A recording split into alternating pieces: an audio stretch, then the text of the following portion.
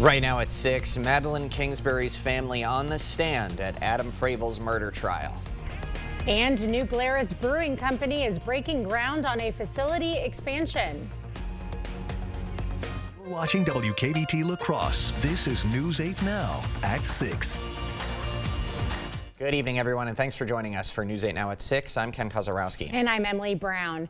A dramatic day in the Adam Fravel trial. The parents of Madeline Kingsbury taking the stand in the 9th day of testimony. News 8 Now's Jeremy Wall is live in Mankato outside the courthouse. Jeremy. Well, Emily, the Kingsburys made their first appearance in court today, testifying today, her mother and her father. Now, this is also the first time the jurors were hearing from them.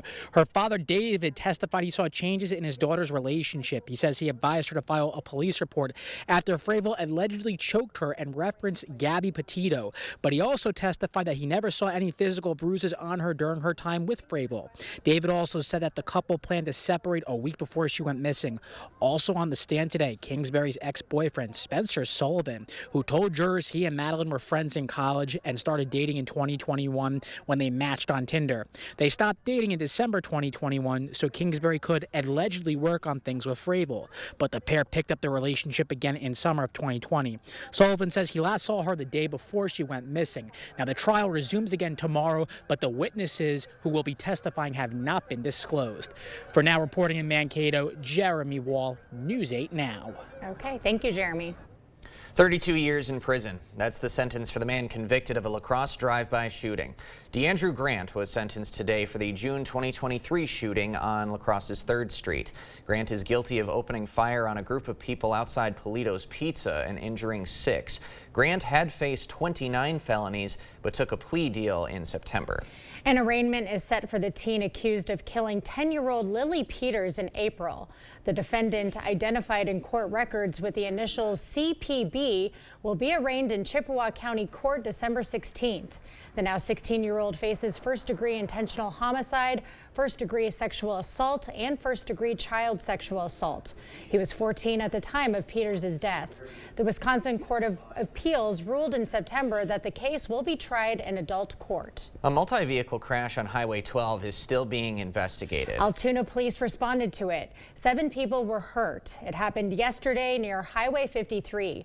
Officers say a semi heading north lost control on the exit ramp, hitting 2 vehicles. The highway was closed for hours.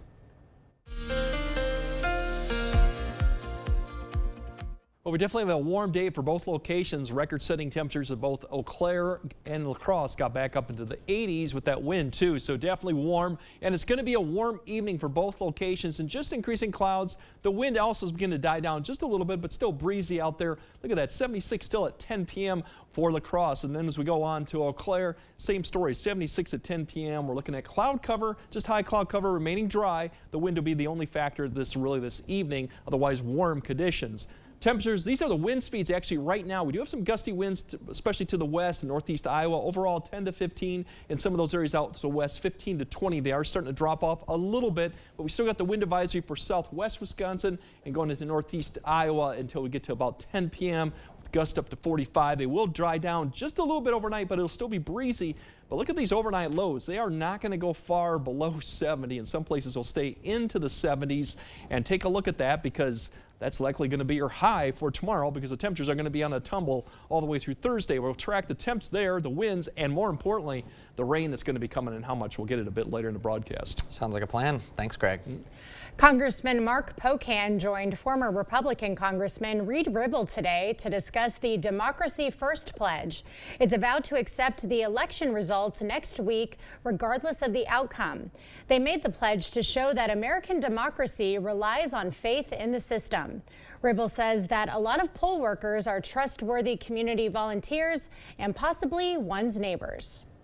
I've always said during this election cycle, because there's been so much misinformation and disinformation about Wisconsin elections. And I get it. Listen, if you don't trust politicians, that's fine. You probably shouldn't trust all politicians. But at the end of the day, you can trust your neighbors. And you can find a link to the pledge and petition on our digital platforms. The iconic New Glarus Brewing Company is expanding. Owners broke ground today on a $55 million expansion plan. The added space will include new brewing, distilling, and retail spaces, as well as more parking. The project will also include some eco-friendly features like grass roofs. It's a history. I think it's become part of the community. They've made sure that they've done things with a lot of heart, with a lot of intention. I think we've become part of the fabric of Wisconsin, and they've created something really special that I think will stand the test of time. Construction wraps up in the fall of 2026. A La Crosse nonprofit hosted its annual Industry Appreciation Lunch today. The La Crosse Area Development Corporation's annual event celebrates local businesses in the La Crosse area.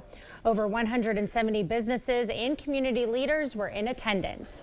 Mayo Clinic was the recipient of this year's Diamond Recognition Award for their positive impact in the community.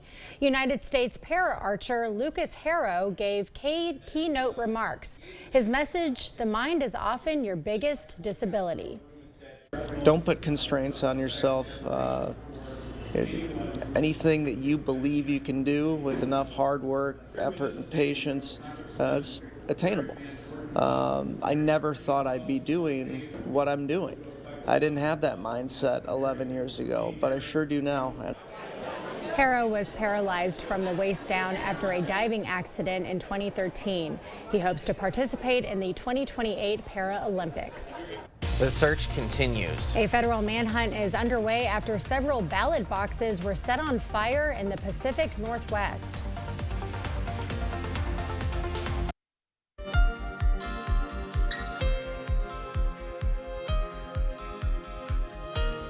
The federal manhunt for ballot box burners in the Pacific Northwest continues. It comes as the country braces for what could be a contentious election day. Laura Aguirre has more. There's been at least 3 fires so far, 1 in Portland, Oregon, and 2 in Vancouver, Washington. The fire in Vancouver destroyed hundreds of ballots, say state election officials, while a fire suppression system on the Portland drop boxes minimized damage there.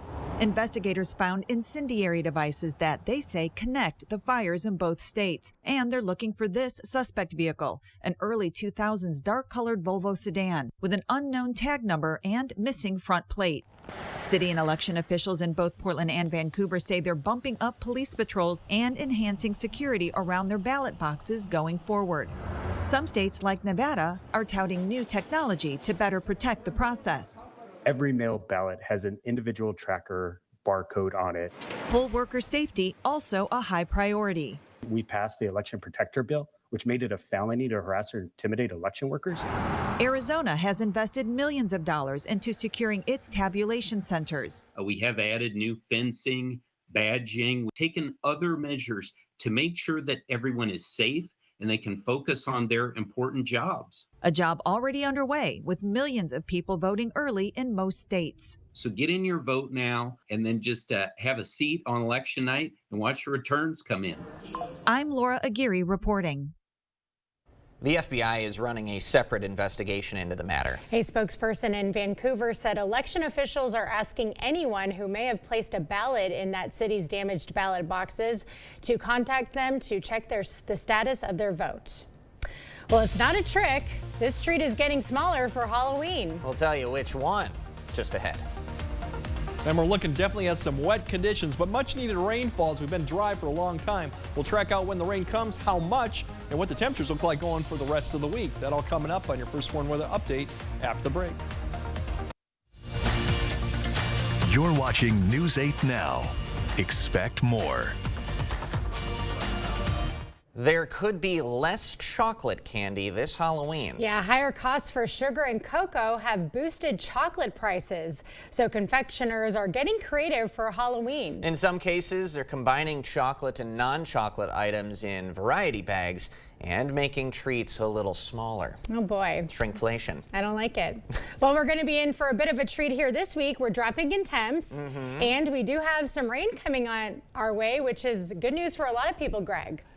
Yeah, we definitely need this soaker that's going to be coming. Pretty much we haven't seen any amount of precipitation all month. We're still at least 3.5 inches below average since 1st September. There's a good chance we might make up at least what we need in October over the next couple days. Potentially in the next 7 days, we might make up that 3.5 inches that we are. So it could be definitely a very active 7 days coming up. It is going to be windy. It's going to be warm through the morning commute. It will be dry. Looks like precipitation chances increase Wednesday afternoon, although there's a slight chance we might see a shower in the morning. Most areas will stay dry until the afternoon hour. It does look to be a very wet evening commute for tomorrow, and then all activities, anything outside, it's going to be a wet one with thunderstorms potential. Wet conditions continue on Thursday, but more showery and depend on location. You're going to get definitely colder. The temperatures are going to fall. Basically, from tomorrow morning, they're just going to continue to fall all the way through Thursday afternoon. So as we look out, waking up tomorrow, that south wind will still be about 10 to 20 miles per hour. It'll increase through the early morning hours. The precipitation really holds off till about the afternoon. As I mentioned, you'll start seeing a little bit of shower activity here towards the noon hour, especially as you go further south and west. Overall, most areas will remain dry. It's in the afternoon that you start seeing this area expand. Showers and thunderstorms will continue to push up after 3. And as you see, this area just expands across the area with some moderate, maybe even some heavy rainfall at times through the evening commute. Now, where this lines up, it could adjust a little bit further north or south, so stay tuned for that. But overall, everyone should be getting wet. And then through the evening hour, this line really begins to drift a little bit further east and south. So some of the areas up to the north may see a little break in the rainfall, at least the moderate rainfall, till once we get past about 8 to 9 p.m. as you see the back edge begin to push a little bit further east. And then overnight, this will continue to drift eastward, and we'll continue to see precipitation throughout the night, but there might see some areas that see a break going into early Thursday morning. But overall, it's going to be wet at least through 10 p.m. with the potential for some moderate to even heavy rainfall at times, so we'll definitely prepare for that. As I mentioned, that break comes because we get a little bit of drier air Wednesday night, Thursday morning, so the precipitation pushes east. We'll have some to the west wrapping around the low, so overall we might see a little bit break. That'll continue, but by the time we get to Thursday morning, all this precipitation starts wrapping up into the area. We'll see showery activity through the afternoon, especially further north you go, better chance. And then by the time we get to noon, yeah, that's blue starting to show up from Twin Cities up to the north. The transition to snow is a potential there that could impact some of our far northern areas, but that won't be till Thursday afternoon as you see the blue begin to pull into Rusk County just north of Eau Claire. Good news is, with the roads and everything else, it shouldn't be a major travel issue, but you definitely could see the first taste of some accumulation, at least on grassy areas up to there. That'll begin to wrap up as we go throughout Thursday evening. Precipitation amounts, 1.5 to 2 inches, potential more than that. That just depends on where that line really sets up and how slow it moves, but everyone's going to get hit with it. Temperature-wise, there's where you wake up. Then as we go in the afternoon, they're going to continue to fall into the 60s. As you wake up Thursday morning, they're going to be in the 50s. By the time we get to Thursday afternoon, you're all the way in the upper 30s to the north to the low 40s, and that's why there could be a little bit of snow mixing into the precipitation persists. But basically, we're going to be in a downward trend, and the wind speeds definitely will be continuing too. They'll pick up once we go on Thursday out of the northwest. Overall, it looks like it should be decent, okay for the trick-or-treating, but it would look like showers could continue in some areas, but it won't be a real soaker or a heavy rainfall by that point Thursday evening. So overall, it's going to be a wet, and like I said, some areas up to the north could see a little snow mixing in as we get towards Thursday at some point. Quite a lot of precip after a month of almost nothing. Yes, and it's going to be, like I said, beyond this, we have next weekend too with the precipitation chances coming back too. So it could be a wet 7 to 10 day period. All right. Thank you, Greg. Coming up next in sports, let's get to grappling. UWL prepares to open its season this weekend with a special event. Plus, as athletes get ready for the state cross-country meet Saturday, one area team has some pretty high hopes. Jacob is next. Covering all of the exciting action from your community, here's News 8 Now Sports. Well, although it felt a bit like summer today, fall sports are winding down, and Saturday marks the end of the high school cross-country season here in Wisconsin. The Westby girls team qualified for the state meet last Saturday, dominating the field. Elizabeth Curtis led the way for the Norsemen, finishing in 3rd place overall. Not far behind, Addison Evenstad, Hannah Hagen, Odessa Hebner, and Natalie Miller. Hard work beginning in the summer is paying off for Westby, and their balance as a team is what can separate them from other squads. Well, we know where we're supposed to be, and who we're supposed to be with, so when that comes to workouts, if we're not by them, we know we can go harder. When you have girls that are or athletes that are just, you know, this close in ability level. Each and every practice is making them better because they're pushing one another. Now, the ladies from Westby will be running at noon on Saturday at the Ridges Golf Course in Wisconsin Rapids. Our fall sports seasons are still finishing up, but later this week, the winter season gets underway as UW Lacrosse is set to host the 4th annual Wisconsin Showcase. UWL, University of Wisconsin Parkside, and all or more in action in Mitchell Hall as wrestling season gets underway. The Eagles enter the season as the 3rd-ranked team in the D3 division men coaching poll. They're coming off a 3rd-place finish at the national meet last season and have a bunch of wrestlers in the preseason rankings. Coach Dave Malachek says this team has put in the work and they are hungry for the season to begin. All spring and all summer, they put the time and energy in. They've improved as wrestlers. They've gotten their bodies healthy, ready to go. So when you talk about the beginning of the season, these guys have been thinking about this since last spring. Friday's showcase will also serve as a reunion for Coach Malachek. The Badgers take on Ohio, and Ohio's head coach Joel Greenlee is a longtime friend and training partner from their days at Northern Iowa.